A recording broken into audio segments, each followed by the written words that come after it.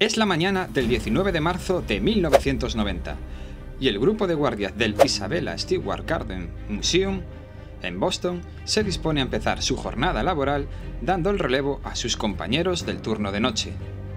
Al llegar, se encuentran con el museo abierto y los guardias nocturnos amordazados en el sótano. Más tarde, descubrirían que en el museo faltaban obras que a día de hoy están valoradas en más de 500 millones de dólares. Y su paradero era totalmente desconocido. La prensa escribió multitud de artículos de lo que llamaron el robo del siglo. En ellos plantearon muchas preguntas: ¿quién había robado los cuadros? ¿Cómo se había llevado a cabo el robo? Y sobre todo, ¿dónde estaban escondidas las obras? No todas esas preguntas tienen respuesta, pero sí algunas de ellas, y para poder dar respuesta tenemos que viajar hasta el año 1990 hasta Boston.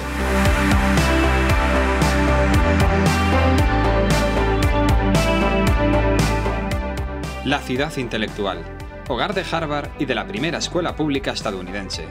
En aquella época, los Celtics acababan sus años dorados con Larry Bird al frente.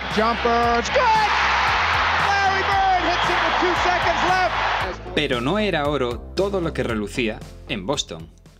La delincuencia formaba parte del día a día de la ciudad, con atracos a bancos a diario dirigidos por las mafias italoamericana e irlandesa, que en esa época estaban muy activas en la costa este de Estados Unidos.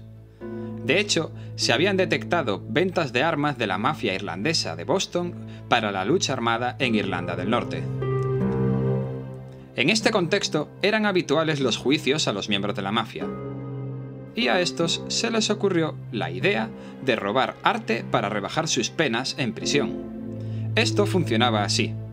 La mafia se encargaba de robar obras de arte y esconderlas en un lugar seguro, en el que solo ciertos capos o personas importantes dentro de cada familia supieran dónde estaban esas obras. Si estas personas eran detenidas, utilizaban la localización de estas obras robadas para obtener favores del FBI diciendo dónde estaban escondidas para que los federales pudieran recuperarlas a cambio de una reducción en la condena de los detenidos. Esta puede que fuese la motivación de ciertos ladrones para cometer un robo que pasaría a la historia, fijando la vista en uno de los principales museos de la ciudad, el Isabella Stewart Gardner Museum.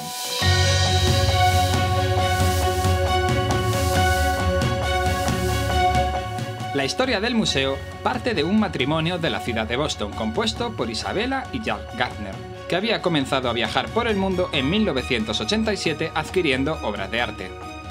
Con el paso de los años, la colección se estaba volviendo bastante grande, motivo por el cual la pareja decidió construir un museo donde alojar su colección y este fue terminado en 1903. El museo albergó más de 2.500 obras de arte europeo, asiático y estadounidense. Y algunas de sus principales obras fueron el concierto de Vermeer y la tormenta en el mar de Galilea. En sus casi 100 años de historia hasta 1990, el museo había tenido una vida tranquila, puesto que a pesar de la buena calidad de sus obras, su colección no era muy extensa. Pero poco antes de 1990 tuvo un intento de robo donde el ladrón fue capturado y detenido. Esto llevó a la destitución del responsable del museo y el refuerzo de las medidas de seguridad, introduciendo varias novedades en el sistema de seguridad como los sensores de movimiento. Sin embargo, eso no fue suficiente para evitar lo que acabaría sucediendo en la madrugada del 18 de marzo de 1990. Es el día siguiente a San Patricio en Estados Unidos y la ciudad de Boston descansa de lo que probablemente fue, para muchos, una noche de excesos. Pero no todo el mundo estaba de resaca. Al caer la madrugada, dos policías llegaban a la carrera a las puertas del museo explicando a los guardias que les habían dado el aviso de un robo. Los guardias les dejaron pasar y para cuando estuvieron alejados de las cámaras de seguridad, los policías descubrieron su farsa y noquearon a los guardias de seguridad, esposándolos y vendándoles la boca con cinta adhesiva. En ese momento, los dos ladrones estaban sin oposición dentro del Isabella Stewart Gardner Museum.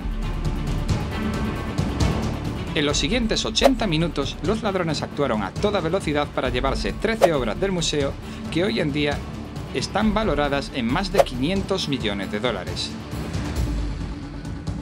Entre ellas, Tempestad en el Mar de Galilea y el concierto de Vermeer, mencionados anteriormente. Los ladrones abandonaron el museo sin ningún tipo de oposición, y no fue hasta el cambio de guardia de la mañana siguiente cuando se dio la alarma de que alguien había asaltado el museo.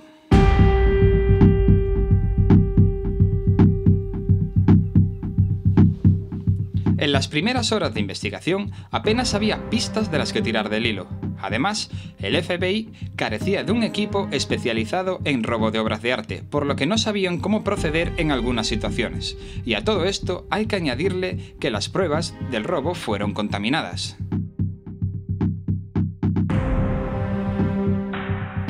El primer sospechoso fue Rick Abad, que era el guardia más joven del museo. Fue considerado sospechoso debido a que encajaba en el perfil, puesto que había llegado varias veces borracho al trabajo, consumía drogas y en algún momento hizo una fiesta dentro del museo a escondidas de su jefe.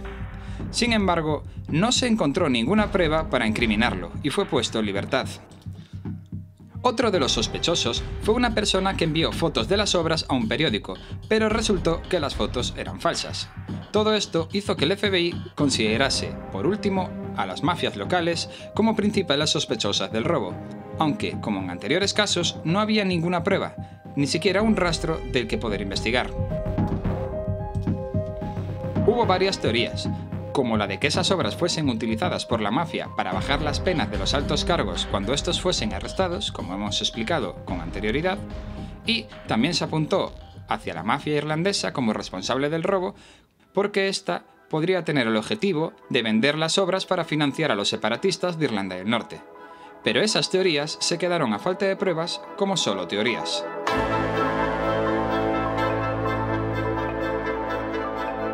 En la actualidad, los cuadros siguen desaparecidos y no hay ningún rastro de ellos. La investigación sigue abierta, pero no hay ningún avance. El museo ha ofrecido hasta 10 millones de dólares por los cuadros o una pista sobre ellos. También hay que decir que la historia del robo atrae a una multitud de curiosos al museo cada año, e incluso Netflix sacó un documental sobre este robo. Miles de profesionales y de curiosos han dado sus opiniones e hipótesis sobre las piezas desaparecidas, pero a día de hoy el paradero de las obras sigue siendo totalmente desconocido.